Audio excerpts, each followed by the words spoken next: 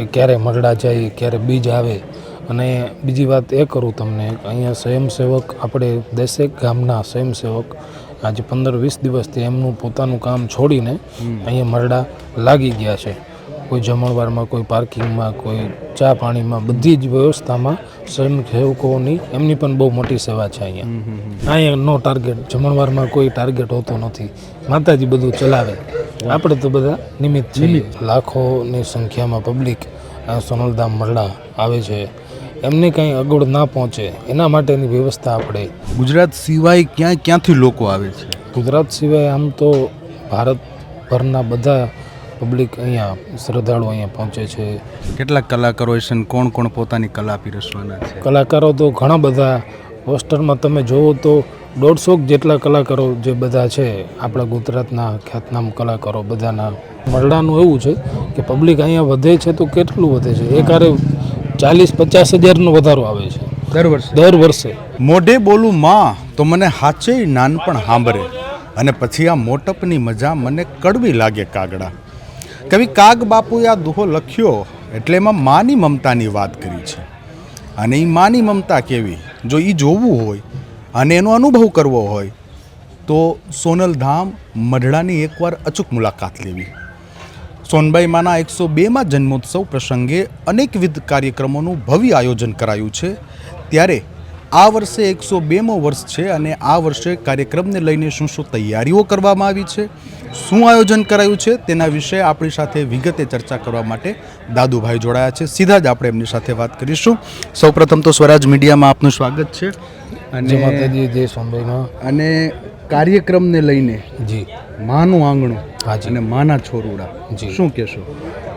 માના છોરુડા, માના ભક્તો માટે દર વર્ષની જેમ આ વખતે સોનલ બીજ 102મો જન્મ મહોત્સવ છે. ત્યારે લાખોની સંખ્યામાં પબ્લિક આ સોનલધામ મરડા આવે છે. એમને કંઈ અગવડ ના પહોંચે એના માટેની વ્યવસ્થા આપણે.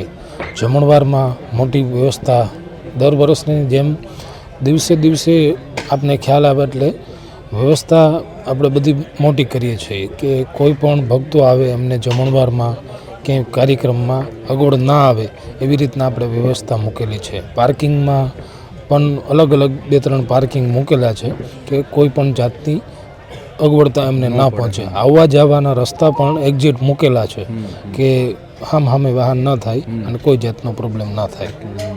આવવા જવાના અલગ એક્ઝિટ રસ્તા મૂકેલા છે. આવવાનો એક રસ્તો છે, જવાના 2 રસ્તા મૂકેલા છે.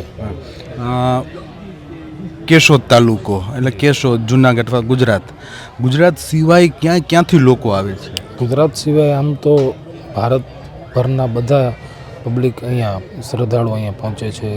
બહાર વિદેશથી પણ પબ્લિક અહીંયા આવે છે સોનલ બીજમાં. હાજી.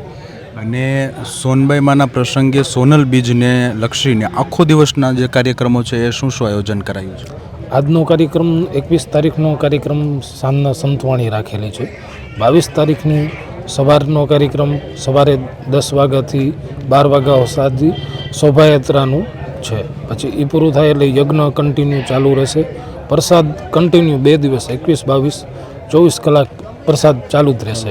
અને બપોરે 12-1 વાગ્યા પછી દાંડિયા રસનો ભવ્ય પ્રોગ્રામ છે. એ કાર્યક્રમ પતે પછી સાંજના મહાપ્રસાદ, મહાઆરતી અને રાતનો જબરજસ્ત કાર્યક્રમ. એમાં અમે બધા કલાકારો ઉપસ્થિત રહેવાના છે.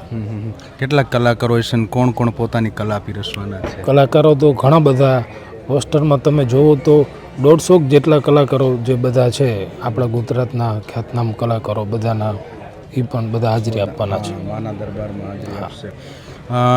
કાર્યક્રમને લઈને જે વ્યવસ્થાઓ છે, ભક્તો આવે છે અને માના ભક્તોમાં કેવો ઉત્સાહ છે? બહુ ઉત્સાહ છે બધા ભક્તોને કે ક્યારે મરડા જાય, ક્યારે બીજ આવે. અને બીજી વાત એ કરું તમને, અહીંયા સ્વયંસેવક આપણે દસેક ગામના સ્વયંસેવક આજે 15-20 દિવસથી એમનું પોતાનું કામ છોડીને અહીંયા મરડા લાગી ગયા છે.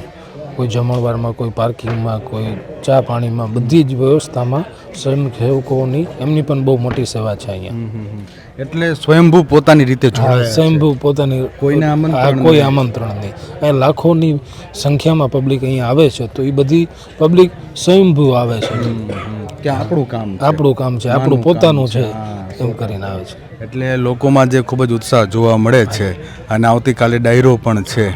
સામાન્ય રીતે આ તો સોનલ બીચ છે એટલે પબ્લિક ઘણી છે, પણ આડે દિવસે કોઈ માણસો આવે તો એમના માટે મંદિરમાં અને આખા જે આપણો જે પરિસર છે સોનબાઈ માની કેવી સેવા એમ? હા, રેગ્યુલર આડે દિવસે પણ રેગ્યુલર આપણું 365 દિવસ રસોડું ચાલુ જ હોય છે. ગમે ત્યારે શ્રદ્ધાળુ આવે ગમે ત્યારે તો એના માટે પ્રસાદની વ્યવસ્થા ચાલુ જ છે.